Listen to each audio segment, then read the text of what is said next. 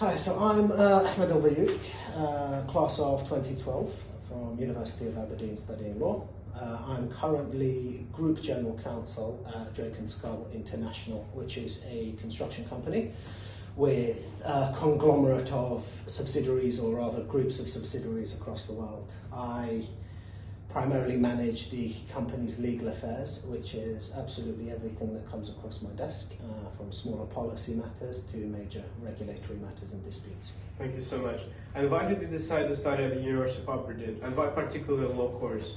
I think there's a number of reasons for it. I think first and foremost, it is an excellent university with a long history, particularly for law.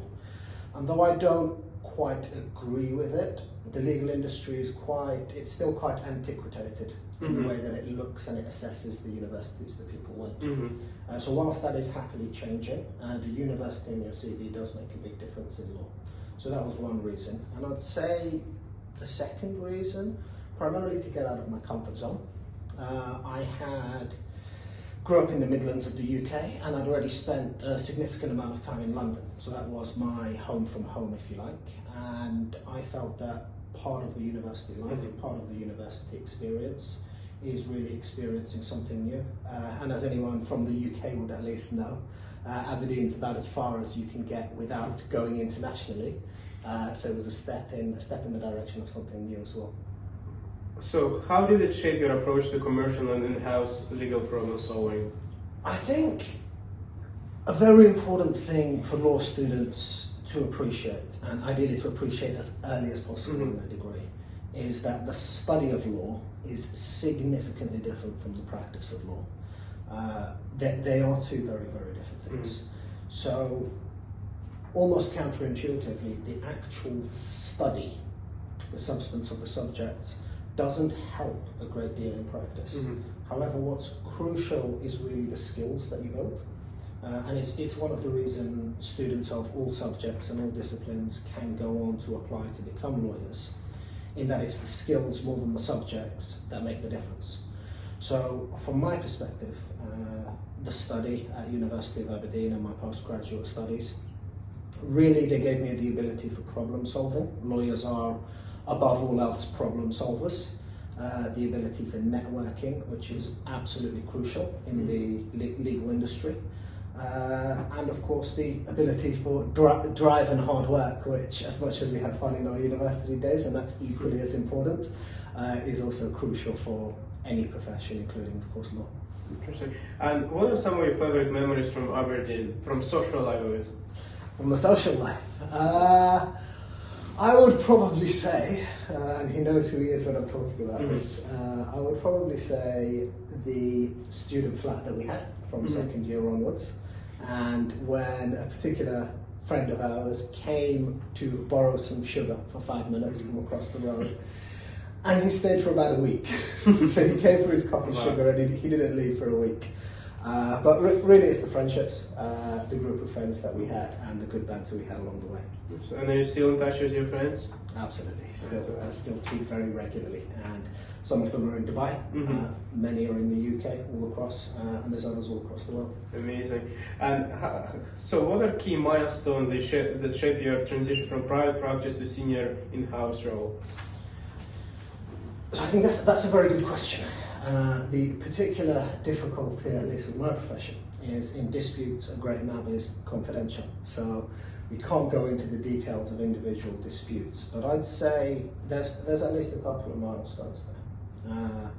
The first is being involved in really big disputes, healthily into the billions of dollars, against key players in the industry and in the sector, which are equally as relevant to my in-house life. The second, perhaps, is the challenge of working outside of my comfort zone, particularly in very, very busy teams, where ultimately you have no choice but you're forced to adapt and get results, irrespective of the conditions you're under. And the third would be managing teams.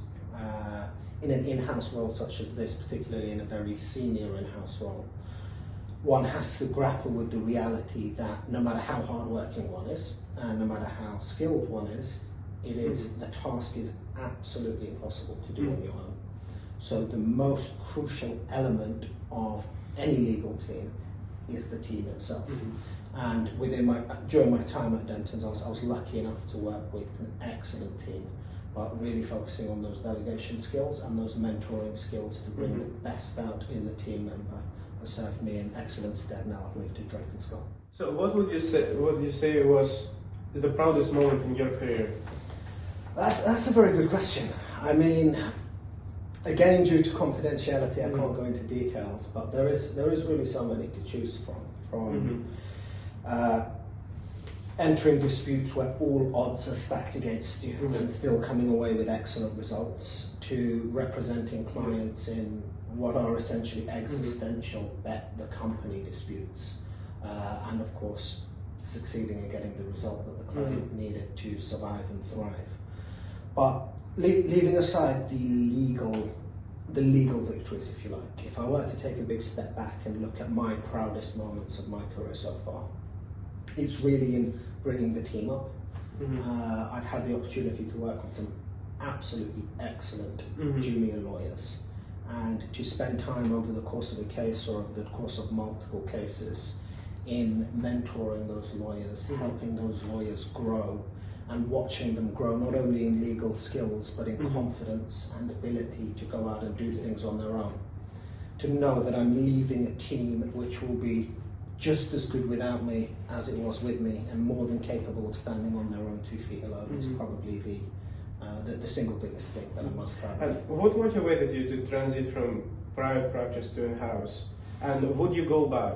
That's a very good question. I think from my perspective, I love a challenge. And private practice was and remains very, very challenging. But when the position at Drake and Scull made itself available to me, I was sold by the dream. I mean, Drake and Scull it's one of the prides of Dubai. It's our significant or most significant publicly registered construction company. It has a tremendous history, and at the same time it has had a number of challenges that it's fought in the previous years. And I think as it re-emerges into the market, as it enters this pipeline of new projects and of massive growth, there's such a unique challenge in facing and addressing some of the problems that the company had in the past to make sure they don't reoccur, and also providing the legal and regulatory frameworks to make sure that the company can go forward to grow whilst also being robust and stable in what can sometimes be a challenging market. As to whether I'd go back, that's a good question. I'm a believer of one challenge at a time. So ultimately right now, Drake and Scull is my sole focus, and I'm really excited about the challenges here. After those challenges have been completed and the team has really been grown and solidified to develop that top level service and framework for Drake and Scull, after we enter and we're fully running into our period of growth, would going back to private practice be something I'll think about? It certainly would, but really we need to get a year or two down the line to have a think about that. Very interesting. And could you please tell me a little bit about your experience as an arbitrator?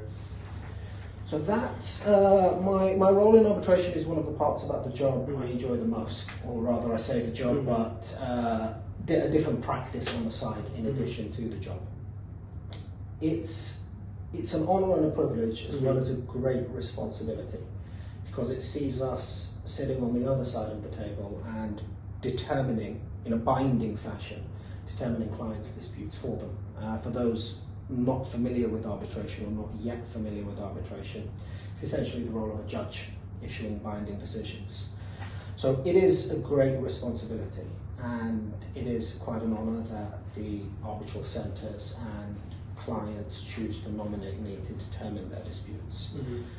Similarly, it's excellent experience from a practitioner's perspective, because seeing things on the other side of the aisle allows me to determine disputes in a way from the in-house experience that's eminently commercial and alive to some of the realities of the industry, but also from the private practice experience from a perspective that's very in tune and in line with the applicable laws and contracts. Interesting. And what would be your advice to law students who are looking to specialize to succeed in international commercial law? That is a good question, and one I could probably talk about for a long time. I'd probably split it up into two elements. Mm-hmm. The first element's mindset. There's no secret to be made out of it. Law as a whole can be immensely challenging, and it can be immensely competitive. There's a surplus of extremely talented law students fighting for what isn't always a significant amount of jobs or training contracts, as they used to be called back in my day.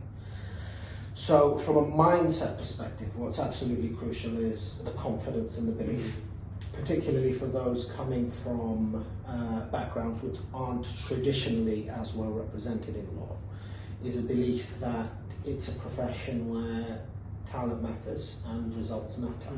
And irrespective of the background one comes from or the journey that any one individual has taken, if you have the hard work, if you're willing to apply yourself, you absolutely can succeed. And it's crucial to have that confidence, and it's crucial to have that mindset from beginning to end. As to practical matters, I'd say largely the single best piece of advice I can do is plan ahead. So have a look at where you would want to be, or where you think you might want to be. And it might be more than one thing, so you can set up separate plans in 5 years' time, for example. And then have a think about what skills, talents and experience would you really need to take yourself from where you are to that application period or the application for that job in 5 years' time.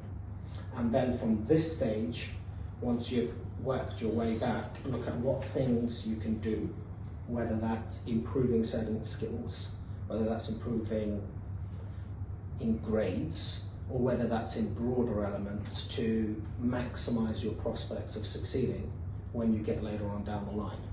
And I think maybe if I were to boil that further down in a nutshell for those who want to follow international commercial law, the most crucial elements are, number one, of course, make sure your grades are good. Law's about problem solving, and whilst it's not inherently academic, as a practice, success in that academia demonstrates you can come into a problem solving environment and solve clients' problems.